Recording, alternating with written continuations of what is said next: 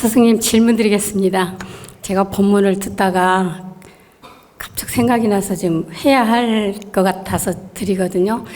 저희가 셋째인데 둘째 큰 집이 스승님이 돌아가셨어요. 그런데 그 형님이 차사 때나 그러니까는 구정 때, 추석 때 차례 모시러도 안 오고 그냥 자기 집에서 모시고 그랬는데 지금 집안에 우환이 좀 생겨서 당신이 지금 병원에 있는데 자손이 아버지 제사가 돌아오니까 저 묘에 가서 모신다고 그렇게 연락이 들었는데 며느리가 둘이 있고 자손이 그렇게 있는데 왜 굳이 그렇게 묘에 가서 모시나. 그런데 저희가 옆에서 뭐라고 말을 할 수가 없기에 그리고 우리 스승님이 평시에 살아계실 때 배의 고픔을 못 참으셨대요. 그래서 저희가 이제 3대 모시고 2대 모시고 이제 저희 아버님 지금 101살인데 살아계세요.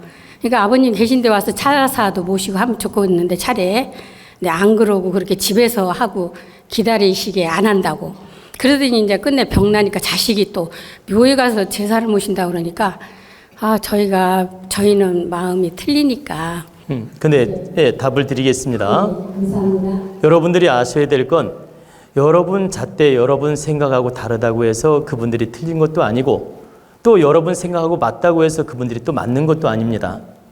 항상 집안마다 가족마다 식구마다 생각이 다를 수 있고 법을 행함이 다를 수 있어요.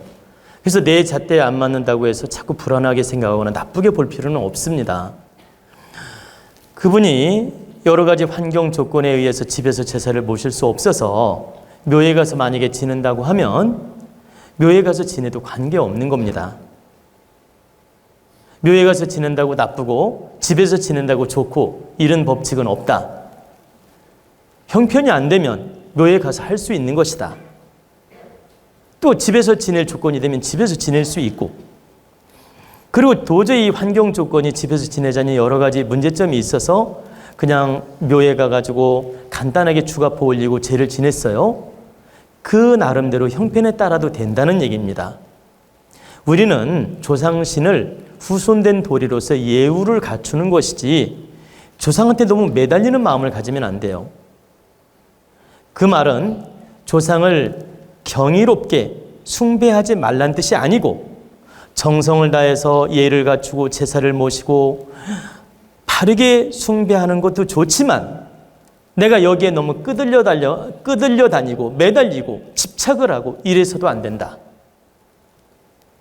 형편이 안 되면 내가 늘 조상하고 타협도 봐야 되고 합의도 봐야 돼요. 합의를 볼 수 있는 그런 마음을 가져야 된다. 예컨대 내가 지금 추석 명절인데 가족들이 다 회의를 가고 나도 회의를 따라갈 수밖에 없어. 근데 명절 차례를 도저히 못 지내겠어. 근데 이걸 안 지내자니 죄책감이 들고 지내자니 여건이 안 돼. 그래가지고 입장이 난감해가지고 이러지도 못하고 저러지도 못하고 막 마음이 무거워. 이런 사람 굉장히 많거든.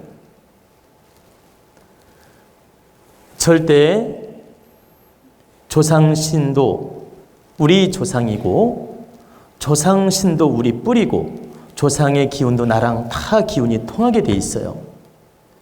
그렇기 때문에 내가 부득이한 형편이 될 때는 수시로 그러면 안 되겠지만 조상님에게 바르게 구할 줄도 알고 타협도 할 줄 알고 방편으로서 쓸 수도 있다.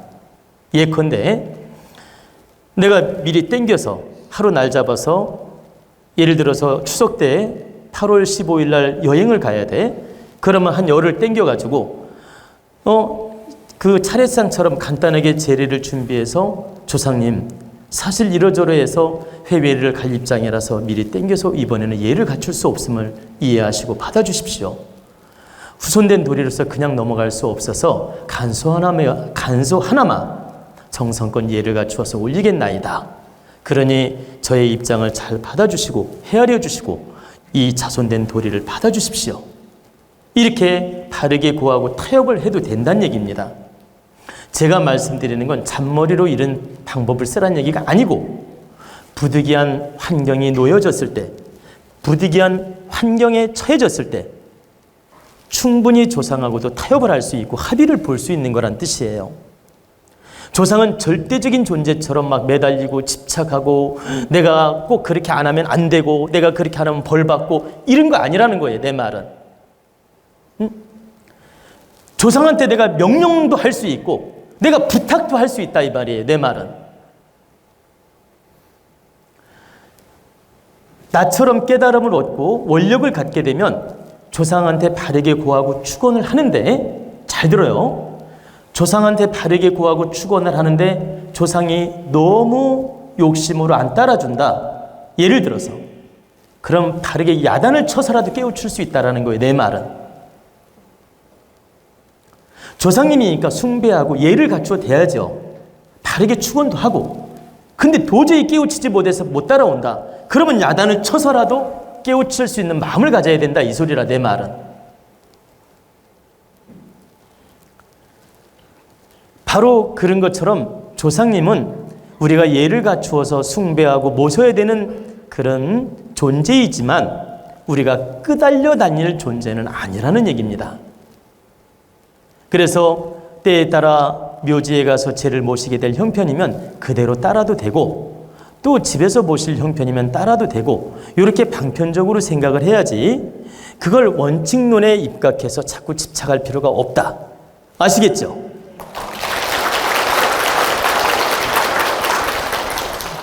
스승님, 늦은 시간까지 힘드실 텐데 질문 받아주셔서 정말 감사드립니다. 저는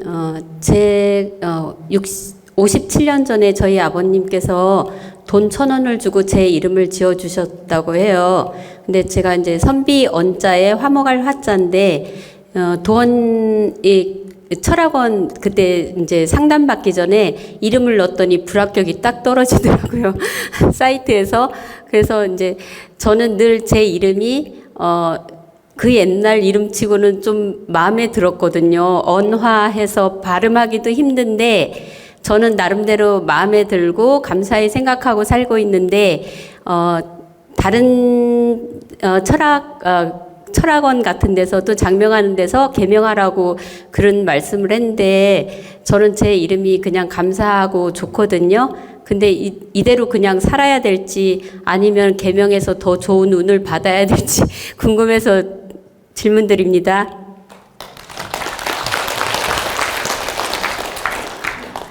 여러분들이 이름이 나쁠 때 개명하는 분도 있고 그냥 고집으로 쓰는 분도 있고 지금 질문자처럼 싫지 않아서 그냥 쓰는 분도 있고 다양각색인데, 여러분들이 꼭 아셔야 될 건 발음이 좋지 않거나 사주에 안 맞거나 성명학 논리적으로 안 맞을 때는 가급적 개명해서 쓰는 게 좋습니다. 그 이유는 내가 나쁜 걸 알면서도 집착을 하고 나쁜 걸 알면서도 그 이름에 대해서 애착을 갖는 것은 내 질량이 그 이름하고 맞아떨어져서 그런 현상이 나타나는 거예요. 내 질량이 말순이가 됐든 말자가 됐든 그 이름이 싫지 않은 것은 내가 그 질량하고 맞아떨어지고 있기 때문에 못 벗어나는 겁니다. 내가 그 질량보다 더 나을 때는 과감하게 버리게 돼 있어요. 근데 내가 그 질량에 주파수가 맞아떨어지다 보니까 집착을 하는 겁니다. 그걸 못 고치고. 그래서 여러분들이 나쁜 이름인 거 알면서 자꾸 집착하고 매달리는 것은 내가 그 질량 주파수를 못 벗어나고 있는 것이기 때문에 절대 그러지 말고 정말 모든 면으로 봤을 때 문제가 있을 때는 과감하게 고치는 게 현명하다. 그런데 여러분들이 하나 알아둬야 될 건 옛날 이름에 집착이 많고 미련을 가지면서 고칠 때 새로 이름을 받아들이는 사람들은 이 강한 집착 때문에 이 기운이 쉽게 못 오는 겁니다. 이걸 미련 없이 버리는 사람은 새 기운을 쉽게 받아들이고, 이 과거의 이름에 집착을 하고 미련을 가지고 있고 아쉬움을 가지고 있는 사람은 새 이름을 쓰더라도 이 기운이 쉽게 안 와요. 그래서 반반작용해. 먼저 이름 반, 지금 이름 반, 또 먼저 이름 70, 지금 이름 30, 또는 지금 이름 70, 먼저 이름 30, 이렇게 작용을 합니다. 그래서 여러분들이 진짜 좋은 이름으로 개명할 때는 과거 이름에 집착하지 말아야 돼요. 내가 새 이름, 새 기운으로 다르게 잘 쓰겠다. 이렇게 마음을 가질 때 그 이름 고친 보람도 있고 그 개혁적 변화를 기대할 수 있고 좋은 작용을 합니다. 그래서 여러분들이 나쁜 이름을 고치면서 자꾸 집착하고 미련을 떠는 경우가 있는데 현명하지 않다. 고치려면 과감하게 단호하게 고쳐서 긍정적인 마인드로 써야 됩니다. 그래야 도움이 됩니다.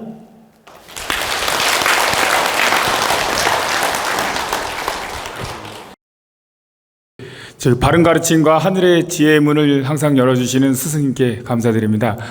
일반 사람들이 본인의 기도를 축원하고 소원 성취를 이루기 위해서 쓰고 있는 예를 들어서 수리수리 마수리 수수리 사바 이런 거를 주문을 외우게 되면 길상사님이시여 앞길을 열어주시고 소원을 이루어 주십시오라는 이런 주문이 또 있고요. 예를 들어서 옷만이 밤매움 이렇게 하면은 그런 주문을 외우게 되면 업장을 소멸시키고 본인의 소원을 이룬다고 하는 이런 주문도 또 있고요. 예를 들어서 또 해리포터에 나오는 행운을 부르는 주문이라고 해서 아브라카타 다브란가 이런 주문을 외우면서 자기의 소원을 이렇게 주문을 좀 이렇게 하는 사람들이 있습니다. 이런 것들이 기운이 있는 건지 아니면 이 기운이 있으면 이것들이 또 주문이 그 기운 마음이 모아져서 소원을 이룰 수 있는지 이런 부분도 좀 일반인들이 하는 게 좀 효력이 있는 건지 해서 스승님께 바른 지혜를 부탁드리겠습니다.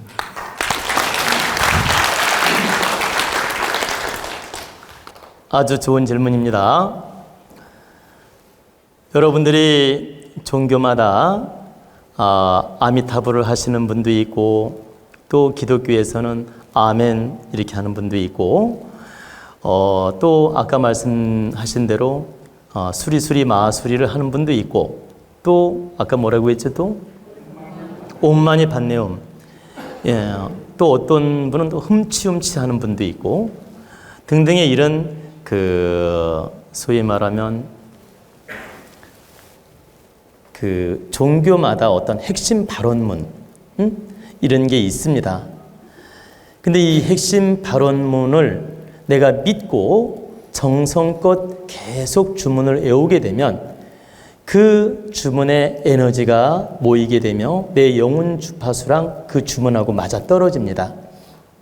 그러면 이 영혼 에너지도 위로를 받고 실제 에너지도 긍정작용을 해서 그 주문이 득되게 작용할 수 있습니다. 근데 그 주문이 정말 성자가 만들어냈거나 깨달은 사람이 만들어냈거나 부처님 같은 분이 만들어냈거나 예수님 같은 분이 만들어냈거나 아니면 이 천신이 우리한테 계시를 주었거나 이렇게 큰 법을 받아가지고 계시록으로 주어서 우리가 그 주문을 바르게 할 때는 에너지가 생겨서 득이 되지만 그 만화 영화 나오는 것처럼 작가가 만들고 또 소설가가 만들고 또 해리포터 나오는 것처럼 그런 작가들이 어떤 주문을 만들어 가지고 우리가 그걸 따라서 하면 도움이 되느냐? 그렇지 않다. 반드시 성자가 만들었던 깨달은 분이 만들었던 천기를 받은 분이 그 주문을 만들어서 염력의 에너지를 넣어서 여러분들이 그걸 본받아서 믿고 쓸 때는 그 에너지가 긍정으로 작용할 수 있다. 왜 그러냐?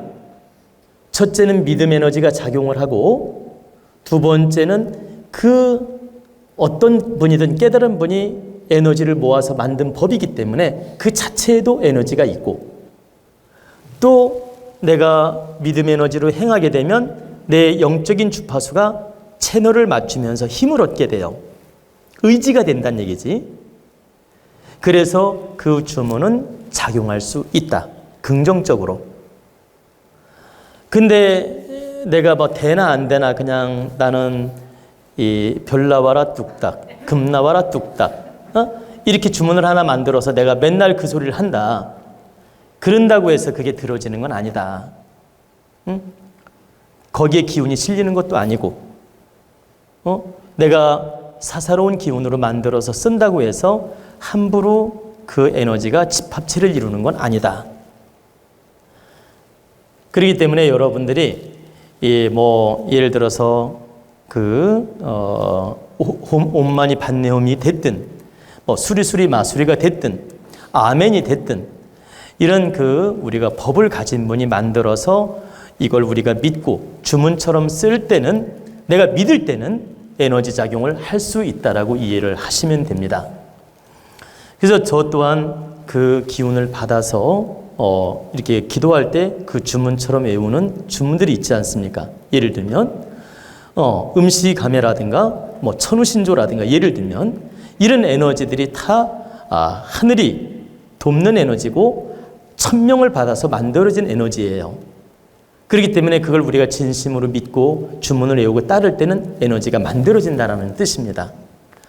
그래서 그런 법문 핵심 에너지, 법문의 표현, 또 종교에서 만들어 놓은 그런 핵심 축원, 이런 것들은 우리가 믿고 사용한다면 긍정작용을 할 수 있다는 뜻입니다. 아시겠죠?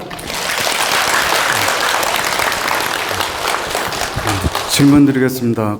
영상에서 봤는데 백두산에 스승님께서 올라가실 때 흰 옷을 입고 있으셨거든요.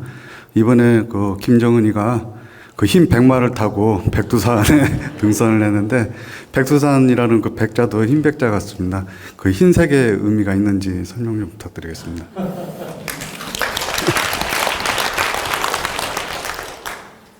김정은이가 백마를 타고 백두산을 올라간 걸 저도 봤습니다. 그 백마를 저를 주었으면 좋겠다, 이런 생각을 했습니다. 실제 제가 백마를 좋아합니다. 그리고 저는 말을 많이 타보지 않았지만 선천적으로 제가 말을 잘 탑니다. 이제 제가 전생에 장수로 살았던 전생이 있었어요. 제가 그때 명마를 타고 달리고 그런 훈련을 많이 한 업이 있다는 얘기입니다. 업식. 제가 업식이 있어서 그런 백마를 보거나 명마를 보면 사실은 한번 타고 싶다, 이런 욕심이 생길 때가 있습니다.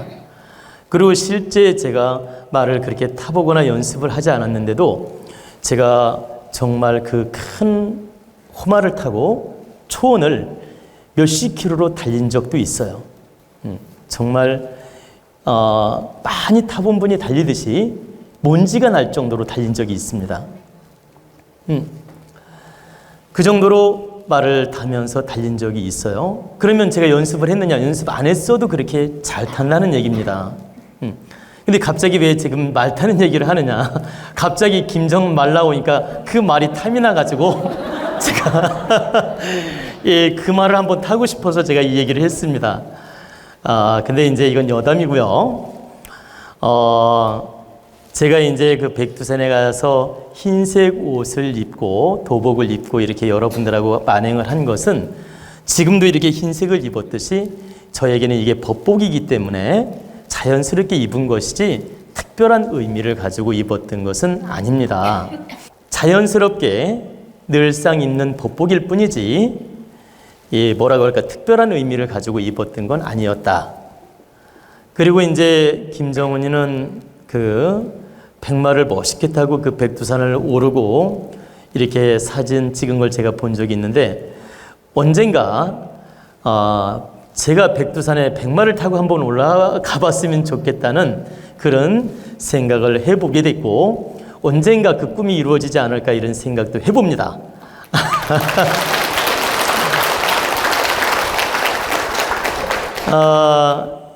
이 백두산 말에 이제 연결시켜서 제가 대답을 했는데, 옛날에 황제라든가 임금이라든가 최고의 장수들이 백마를 탔습니다. 그래서 김정은이가 백마를 탄 것은 자기가 최고 왕이다, 최고 대장이다, 이런 걸 상징적으로 보여주려고 멋진 백마를 타고 백두산의 그 모습을 드러낸 것입니다. 옛날에 그 임금이라든가 대장군들은 정말 백마를 타고 앞장서서 지휘를 했습니다. 그래서 김정은이는 그런 상징적 의미를 드러내고자 그 백마를 탔던 것입니다. 근데 저 또한 여러분 앞에 언젠가 백마 타고 나타나면 여러분들도 제가 여러분의 수장임을 아시면 됩니다. 아셨죠?